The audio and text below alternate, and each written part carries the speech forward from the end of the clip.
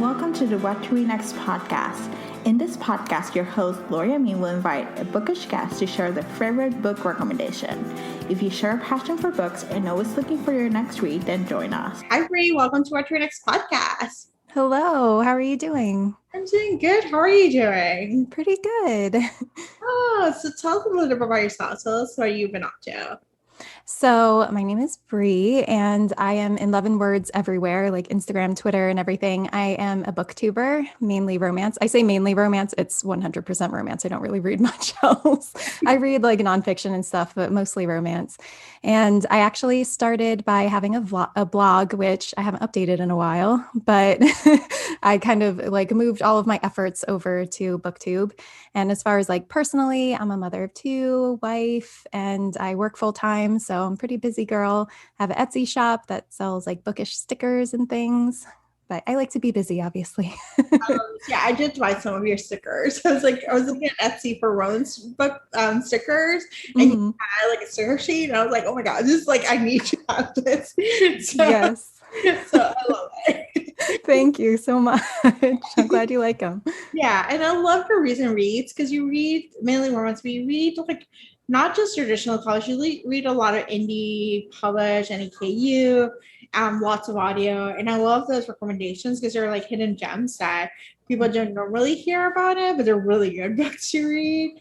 So, how do you discover those books? Like, how do you find the books you read next? Honestly, well, sometimes it's just like if I find an author that I like, I will just like check out their backlist and read a lot of their backlist. But I follow a lot of romance booktubers and I get recommendations from them. And then like if I'm looking for weird books, because I like to read weird romances, that's been my thing lately, like weird alien robot weird romances.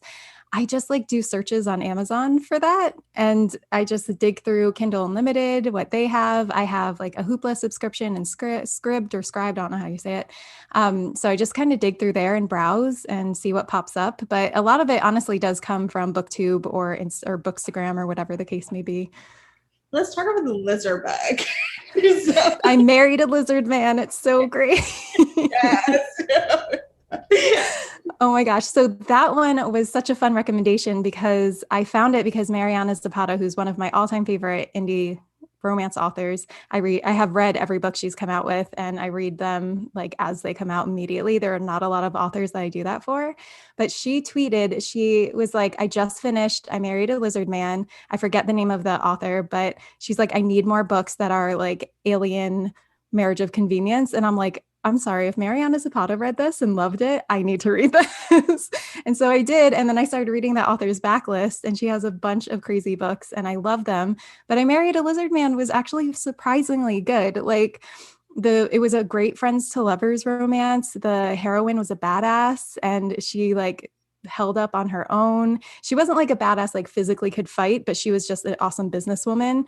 And I don't know, I loved so much about it. There was great communication between the two of them and they were aliens. So I love this. Yeah, I feel like there's a resurgence of alien romance thanks to Ice Planet Barbarians being so big on TikTok that people are like, oh my gosh, we need monsters, we need aliens. Or like, hidden gems, like give us like some fun books that are like a little out there. So yeah, outside of the box. I'm so into that. I love this. Did you read the Nightmare book already? I did. I read it. So it's a second book in, I think it's called like the Mistwalker series or something. The first book is Mistwalker.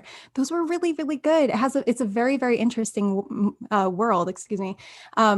Yeah, it's a really, really interesting world. And the first one, it's basically the heroine falls in love with a wish. Like it's her wishes that she's accumulated throughout her lifetime and he's personified and he's there like strictly for her. And then the other one, it's a heroine and her nightmares that felt like her nightmares personified. It's just so interesting and different. Oh gosh, they sound so interesting. They sound like a little out there, but they're probably going to be the right fit for me because I've been in a reading slump. So I need an out of the box like recommendation. So the lizard is like a number one. Marriage Convenience, yes. Have you read Radiance by Grace Draven? No. That's another really good one. And Wizard Man reminded me a lot of Radiance. And Radiance is pretty popular. And it's like a lot of people's favorites. It's one of the best friends, lovers, romances I've ever read in my entire life. And it's two people who are not attracted to each other whatsoever, but they fall in love with each other and start to fall for each other's looks and everything as time goes on, which I feel like is a little more realistic. Yes. So, I mean, realistic, but obviously it's a fantasy world. But it's so good. I think you would like that one too. I'm gonna add it. I think that's the one about potatoes. So the potatoes get mentioned a lot in radio. Yes. Yes, that's the one. That's why I associate. I was like potatoes. I'm like, wait a second, potatoes. Oh, right. I remember that. You know, the little things. I watch enough of it to realize. Yep. So, all right, let's chat about some Lauren Rowe. Let's talk about, you know, what do you love about her as an author? Like, what did you expect about her books? And then we'll chat about the books afterwards. So I honestly just love her as a person, which is always helpful when the author herself is just amazing. But what I love about her writing is that she can take tropes that I normally don't like insta-love, and make me not only enjoy it, but believe in it and just adore it. Like, I don't mind alpha heroes, but they're not my favorite. I love them with her. I don't love rock star romances. I love her rock star romances. And I feel like that speaks a lot for her. She also has some of the best chemistry I've ever read between two characters. Like, I immediately have buy-in with the two characters. As soon as they start talking, you're like, oh my gosh, these two are meant to be together, no matter what obstacle is in their way or anything like that. And the banter is on point. It's funny. Sometimes it's laugh out loud funny. They suck me in. I read her books in a day and I'm completely caught up with her backlist, which is rare too. I love this. And she has an extended backlist. So she does have like quite a few books. You have listened to them, and I feel like there should be a note about audiobooks as opposed to just regular Kindle Unlimited. Like, if you can invest in an audiobook, why we should invest in it? Yeah. Well, she narrates most of her audiobooks, which is amazing. And she's an audiobook narrator. Like, she's not just narrating her own audiobooks, she narrates other authors' audiobooks. So her voice acting is perfect. But I think there's something to be said about an author narrating her own audiobooks, or her own books, I should say, because especially when they're funny, that way you can get like the humor and you get like the timing and everything. The comedic timing is on point. Her most recent books, she's had other people narrate them. However, she chose the best audiobook narrators for them, like Andy Arndt, Zachary Weber, Jacob Morgan. Like, she's had some of the best audiobook narrators. So she knows. And I feel like you can tell a big difference between an author who really appreciates the audiobook listening community, and she's one of them. She really takes care in her audiobooks, making sure she chooses the right people to read the audiobooks, as opposed to just like letting anyone read it. And I feel like I have so much appreciation for authors that do that. Like Lauren Blakely does that too. She's great with it. Yeah, she's great too. Oh my gosh. Those are great recommendations. So let's chat about some of her books. Like, she got a couple series. She has a couple series and a couple of duets and stuff. Like, where can a new reader can start? What new reader should pick up?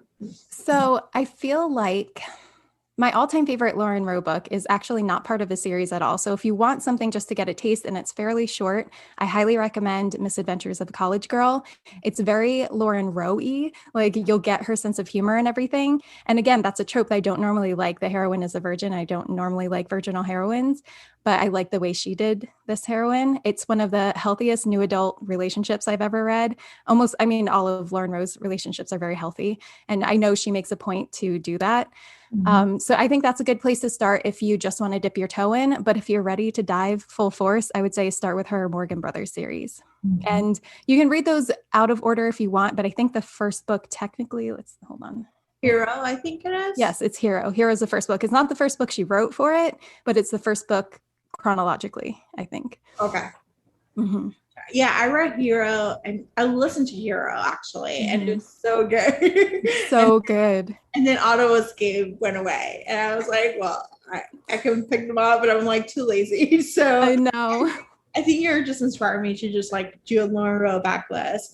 Talk to us Smitten. Smitten is another one that's actually fairly popular for her. Yep. So all of her books can be read as standalones. If you read them in order, I feel like you have a more appreciation for all of the characters. Smitten is another one that can be read as a standalone. Technically, it kind of is a spinoff of the Morgan Brothers series, but this one is super, super low angst. One of the cutest books I've ever read. Still steamy. I wouldn't call it like it's sweet and swoony, but it's still steamy. All of her books are super, super steamy, but it's such an adorable relationship between two adorable characters. One's a rock star. He's kind of like in the background of the band. I think he's the bass player. And then the heroine is a singer-songwriter who's a little bit shy.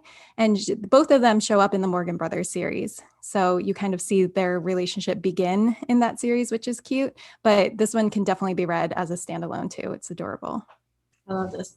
What is I know it's hard to say this, but which one is your favorite book out of her? Like all of hers? Yeah.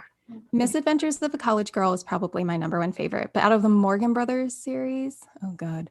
I think Ball Peen Hammer is probably my favorite. Okay. He's a male stripper, which is great. And the best part about it is the hero Keen. He is not only a male stripper, but he's also one of those introverted extroverts, or extroverted introvert, I should say, because he, like, when he's in front of people, he can be on and like really, really like outgoing and everything, but he needs to recharge and he needs a long time to recharge. Like he can't even look at his phone. It like just becomes too much. But when he's in front of a crowd of people, he seems like he's extroverted, but really he's very introverted and needs time to recharge. And I love that about him. I love this. I know. Male strippers. There is a scene in that book that I swear gets me every time, because you'll have to read it. They're on a road trip together, the hero and the heroine, so it's forced proximity. And then they stop at a motel, and I'm just saying the things that happen at the motel. So good. Oh, I love this. So what are you currently reading? I am currently reading Neon Gods by Katie Roberts. Woo! Yeah, it's Hades and Persephone retelling. Yeah, I like that. I read it a while ago and it was like I loved it. So I love her take on Hades. I love her take on like the gods in general, how it's almost like a title, like Zeus is a title more than a person. That's such a cool idea. It was a really cool idea. And I love Hades. Like he was just like, I don't know, he was a cinnamon roll. Yes, exactly. Even though he wanted to be hated by everyone loves him. It was like, we don't love you. He's like, no, hate me now. Exactly. And he's trying to be like standoffish with Persephone, but he like can't handle her being in pain. Yeah. I'm like, I love that so much. He's like, you can't walk. I have to take care of you. I have to carry you. Yeah. So good. So Bree, tell us where we can find you online. So I am on Instagram, I am on Twitter, and I am on YouTube for the most part. I'm mostly on like YouTube and Instagram. Those are my two main haunts. I love this. Thank you, Bree, for being in the show. Of course. Thank you for inviting me. Appreciate it. If you enjoyed this podcast, feel free to share with friends, subscribe, rate, and review the show. This is the easiest way to support the podcast. Today's episode's partner is Libra FM. If you're an audiobook listener, then you should add Libra FM as your go-to source for paid audiobooks. Libra FM makes it possible for you to buy audiobooks through your local bookstore.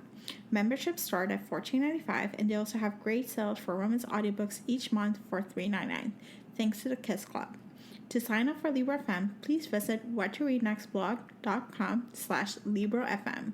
You will receive a free audiobook when you sign up for a monthly subscription. If you purchase a subscription through our link, you will be supporting the podcast at no cost to you.